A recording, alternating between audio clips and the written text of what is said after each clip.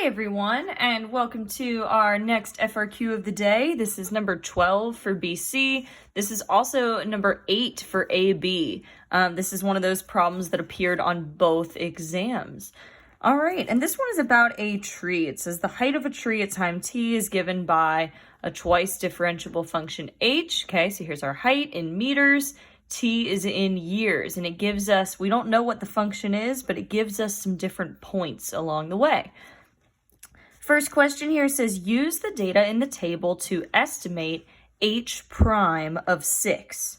So that's the derivative. And then it says, using correct units, interpret the meaning of this in the context of the problem. So when you're going to estimate a derivative, what a derivative actually means, remember, derivative is the slope. It's the slope of the tangent line at that point. So to estimate the derivative, we can just find the slope. So I'm going to write that down. Derivative is the slope. And how do we find slope when you've got some points? Well, you're going to do change in y over change in x, just like we did in Algebra 1. So it wants it at 6, when t equals 6. So I'm looking in my table and I'm like, uh-oh, I don't see 6. But I'm going to pick the 2 points that are the closest on either side. So I've got 5 and 7 here. So I'm going to use these 2 points because 6 is right in the middle. So it's not a bad estimate. It's the best we can do. And so my change in y, my y values, I'm going to have 11 minus 6. And that is in meters. And then my change in x, I'm going to have 7 minus 5. And my unit for x, or t in this case, is years. So, solving this, 11 minus 6, that's 5 meters over 2 years. Or you could simplify or write it differently as 5 halves meters per year. Now notice how I went ahead and put the units in as I was doing the problem. That can be a really great strategy if you're somebody who struggles with what units to use. Just, when I put in my y values, I put in their unit, put in the x unit so that it was already there in my answer and I didn't have to go back and think about it. So let's see, I use the data to estimate, check, using correct units, check. Now I have to interpret the meaning in the context of the problem. So what that means is the context here is about a tree, right? It's about the height of a tree. So I need to tie this in to the height of the tree. Well, it's the derivative. So anytime it's a derivative, it's going to be the rate of change. So I'm going to say this is the rate of change of, and then I need to decide, well, what is it the rate of change of? And it's the rate of change of h. So I'm going to look back at my problem and see, well, what was h? And it said h was the height, right? So h is the height of the tree. So h prime is going to be the rate of change of the height of the tree. And specifically, it was h prime of 6. So somewhere in your answer here, you want to say at t equals 6. Because it's not a constant rate of change. The 5 halves only applies to the h prime of 6. So make that really specific.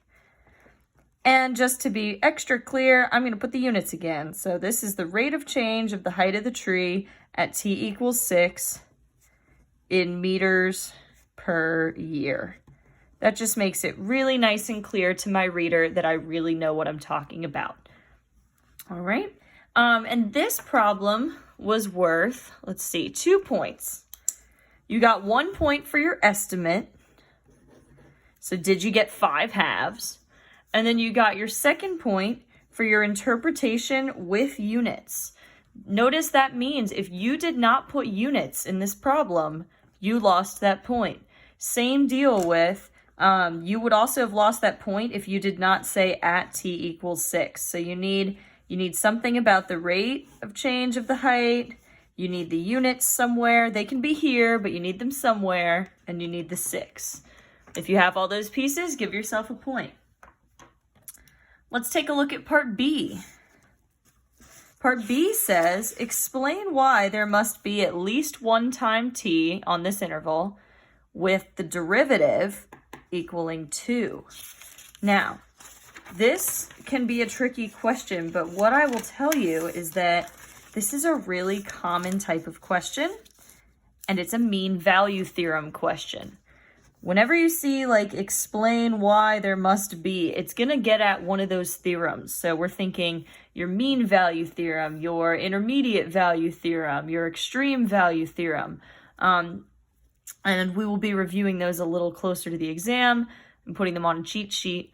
But when you see one like this, such that the derivative equals whatever, this is getting at the mean value theorem. So first thing I'm going to do is write down what the mean value theorem is so that I can hopefully use it to prove this. So the mean value theorem says if a function, so in this case h, if h is continuous and differentiable on an interval, then there must be at least one point C with the derivative, so like h prime of C equaling the average rate of change on the interval. And that is what the mean value theorem says. Mean like average. There's got to be a place where the average rate of change is the same as the derivative. So let's see if I can use this. First thing I see, h has to be continuous and differentiable. So I'm going to read back in the problem and see if I can prove that. It says blah, blah, blah. Oh, look at that. H is twice differentiable, so it's like mega differentiable. So I'm going to say h is differentiable. Just make sure you establish that. Even though it says so in the problem, you got to be super, super clear on that. H is differentiable. Now notice, it does not say anywhere in the problem that h is continuous, but if h is differentiable, that automatically makes it continuous as well. You can't have a derivative if your function doesn't exist, right? So h is differentiable, so h is also continuous. All right, so we've established that the hypothesis of our theorem is true. So then, looking at the rest of my theorem, it says there's got to be a place where the derivative equals the average rate of change. Now, when I look at my problem here, I'm trying to prove that there's a place where the derivative equals 2. So what I could do is if I need the derivative to be 2, I could see if there's a place where the average rate of change is 2. And if I can find that, then I can use this theorem to prove that the derivative would have to be 2 somewhere on there also. So I'm going to look at my table and find a place where the average rate of change is 2. Remember, average rate of change is like slope, change in y over change in x. So looking back at my table, first thing I would try is the whole thing. So like from 2 to 10. If I do change in y over change in x, I would get 15 minus 1.5 over 10 minus 2. Well, I can already see that's not going to come out to be 2. So that can't be it. But don't fear, there could be like a sub-interval that works. So maybe I'll just start at the beginning now. I'll do this first 2 points. So like 2 minus 1.5 over 3 minus 2. That doesn't work. That gets 0.5 over 1. That's not equal to 2. Maybe I'll try this next subinterval. 6 minus 2 over 5 minus 3 gets me, oh look, 4 over 2, which equals 2. So, hey, I just found a place where the average rate of change, i.e. the slope, is equal to 2. That means that on that small interval, there's got to be a place where the derivative is 2 as well. So we have proved this. So let's write it down. So I'll say something like, since the average rate of change of h on, what was that interval? That was between 3 and 5. So on 3, 5 is 2. By the mean value theorem, there exists at least one point C where h prime of C equals 2. Oh, I should have been more clear. It exists at least one point C on that interval. So on 3, 5, the same interval, where the derivative is 2. And there are multiple ways you could have written this, but this is a way that is extra clear. You have to say which theorem you're using so you can back up your answer. You have to show this math here to show that the average rate of change is 2, and therefore the derivative must be as well. So I spent a little longer explaining that because we're not as familiar sometimes with these theorem questions. But if you see one like this pop up, the way it's worded here, I've seen lots that are worded very similar to that. This is how you can approach it. And this was a 2-point question. So you got 1 point actually for this calculation, for showing that somewhere the average rate of change was 2.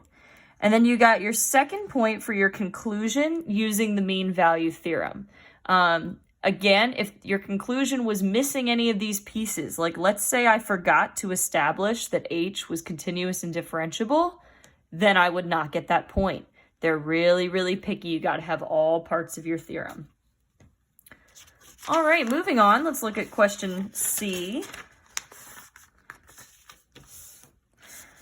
It says use a trapezoidal sum with the 4 subintervals in the table to approximate the average height of the tree over the time interval from 2 to 10. So we're going to be doing a Riemann sum here, a trapezoid sum. Now, first thing I noticed though, before I jump into that, I actually need to be finding the average height of the tree. The average height. So how you find an average is you add everything up. You do the total divided by the time interval. So like for us, this would be the total divided by how long went by from 2 to 10 would be 8 years. So like how much did it grow overall divided by 8 years. Now, the other way you'll see this written is there's actually a formula. So average value formula, which we'll put on our exam cheat sheet, is 1 over b minus a times the integral from a to b of our function, in this case, is h. This is the same as what I have over here because b minus a would be 10 minus 2, which is 8. And the integral tells us the accumulation or the total. So we are actually still dividing the total by the 8. Just 2 different ways you can think about it. Now, before you're like, what are you doing? I thought we were doing a trapezoid sum and you're going on about averages. To find the total, we can't do an integral because we don't know what the function is, right? We just have this table. That's why we're doing a trapezoid sum. The trapezoid sum estimates the integral. So for this total or this integral, that's the trapezoid sum. So you're going to do your trapezoid sum, and then you're going to have to remember at the end to divide it by 8 to get your average. Now, for the trapezoid sum, I like to do it by kind of sketching it out. I'm just a pretty visual person. You certainly do not have to do all this. But I put my x values here, and then I put my y values. I kind of draw them as the sides of boxes so that I can really visualize what the trapezoids look like. And then I'm going to connect them, just make some trapezoids, something like that. It's not to scale, obviously. So my trapezoid sum, I'm going to be adding up the area of all these boxes. And the formula for a trapezoid, the area is 1/2 times the base, the average of the 2 bases, so base 1 plus base 2 times the height. And these are kind of sideways trapezoids, by the way, so your bases are actually these ones. All right, so let's start adding them all up. I've got 1/2. I'll do my height first. The width here is 1. 1.5 plus 2 for my bases. Now I'll do the next box. Again, I need a 1/2. The width or the height from 3 to 5 is 2. 2 plus 6 plus 1/2. The width from 5 to 7 is 2. And my bases are 6 plus 11. One more box, 1/2. The width here from 7 to 10 is 3. My bases are 11 plus 15. So there is my trapezoid sum. Now, yes, you could go ahead and simplify this. Here's the beauty of this, though. You don't have to simplify your answers on the AP exam. They care a lot more about your methods. So if I were you, I would leave this because you are more likely to make a mistake in this step when you're rushing than if you just leave it. So that is fine. And remember, we had to be finding the average. So we're taking our total, which is this long Riemann sum, and we need to divide it by 8. So what I would do, I would just take this whole thing and divide it by 8. Or you could put a 1/8 and put a big parentheses, same deal. And that is your average height. And so it needs some units. So I would box or circle your answer to make it really clear that you didn't just stop halfway through. You actually chose not to simplify that, which is okay. This many meters, that's your average height. And I'm looking at the scoring guide. If you were to simplify that, you actually get 263 over 32. But don't waste your time doing that. You have limited time on this exam. This was a 2-point question. You got 1 point for your trapezoid sum. And then you got 1 point for your actual answer. So like, did you divide by 8, basically? Did you remember that you were supposed to do the average? All right, one more question. Stay with me, guys.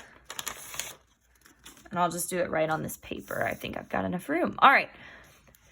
Part D says the height can also be modeled by this function g. Okay, so g, this is the height again.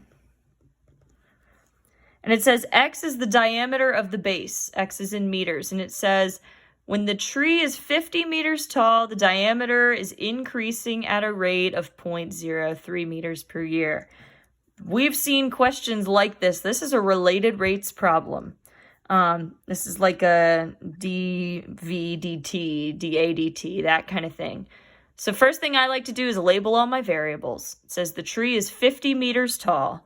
So in my variables here, the height is g. So I'm going to write down g equals 50.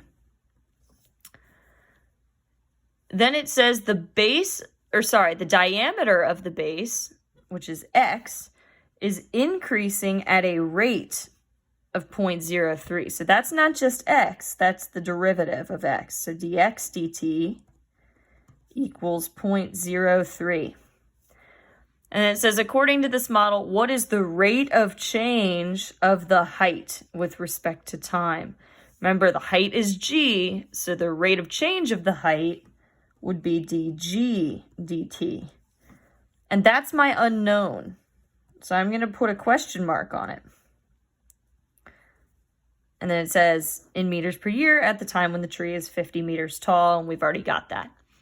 So now that I have my list of variables, what I'm going to do is I'm going to rewrite my equation. So I've got g equals 100x over 1 plus x.